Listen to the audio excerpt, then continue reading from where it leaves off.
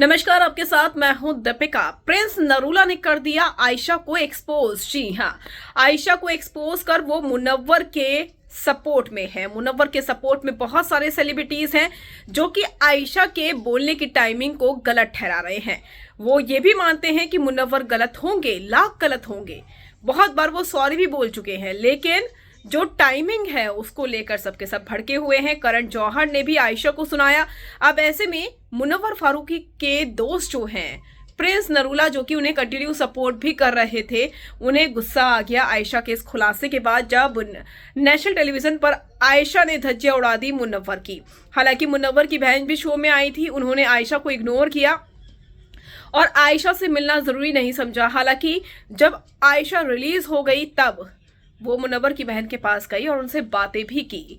हालांकि वो खुद जब पहुंची तब मुनव्वर की बहन ने बात जरूर की, लेकिन उससे पहले उन्होंने इग्नोर कर दिया और अपने भाई को समझाया कि भाई तू कब तक सॉरी बोलेगा और तू खुलकर बोल। जहां पर मुनव्वर ने माना कि अगर वो बोलेंगे तो बहुत सारी और भी बातें खुलेगी, जो कि वो नहीं चाहते कि खुले। अब ऐसे में क्या कुछ कह रहे हैं प्रिंस नरूला मुनव्वर के लिए और आयशा के लिए। वो कह रहे हैं कि आयशा, मेरे लिए रिस्पेक्ट, मेरे मन में रिस्पेक्ट तुम्हारे लिए बढ़ती अगर तुम घर के बाहर ये सारी चीजें करती, लेकिन तुमने घर के अंदर किया, वो भी तब किया जब नॉमिनेशन हो गया। अगर तुम घर के अंदर आते ही ये काम करती, लड़ाई करती, पूरी पोल खोल देती, फिर बात ना करती, तो मैं तुम्हें सही ठहराता। जैसा कि आयशा के भाई ने कहा था तुम्हें ऐसा करना चाहिए था, लेकिन नहीं, आयशा ने ऐसा नहीं किया। आयशा ने उसके बाद दोस्ती कर ली, फिर दोनों चिड़िया उड़, तोता उड़, मैना उड़ खेलने लगे और उसके बाद अब उन्होंने मुनव्वर को एक्सपोज कर दिया। क्या कह रहे हैं प्रिंस, जरा आप भी सुनिए। जो भी है, आई थिंक वो उनको क्लियर करना चाहिए था। तुम कोई जज नहीं हो किसी के बारे में बोलने के लिए, ठीक है।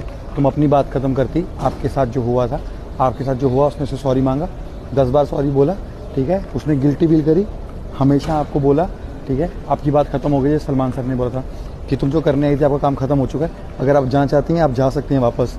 तब भी आप नहीं गए, आपकी तबीयत खराब हुई, मेडिकल इश्यूज़ हुए, आप वहाँ से भी वापस आए, फिर दोबारा इस घर में, और फिर तुम बोल रहे हो कि हम फेम के लिए नहीं आए। बाबा, आपसे बड़ा डिप्लोमेटिक तो कोई है ही नहीं। गट्स रखो ये बोलने के लिए कि यस मैं फेम के लिए आई थी और वो मुझे कम हो गया, तो मुझे लगा कि अब मैं जाने से पहले वो शायद गलत जगह ना चला जाए, तो आप फिर कर रहे हो। तो अगर आपके साथ गलत हुआ है तो मैं कहता हूँ आप कुछ भी करते हैं, I am not against you कि अगर कोई एक्शन लेना था उसके बाहर आने की वेट करते, आप एक्शन लेते ना यार। आप घर पे ये सिचुएशंस को है, मतलब सिचुएशंस का फ़ायदा मत उठाओ। घर पे बाहर अगर आप कुछ भी करते हैं, आई रिस्पेक्ट यू। अगर आपके साथ गलत हुआ है आपका पूरा हक बनता है उसके अगेंस्ट जाने का, जाके बोलने का, ठीक है।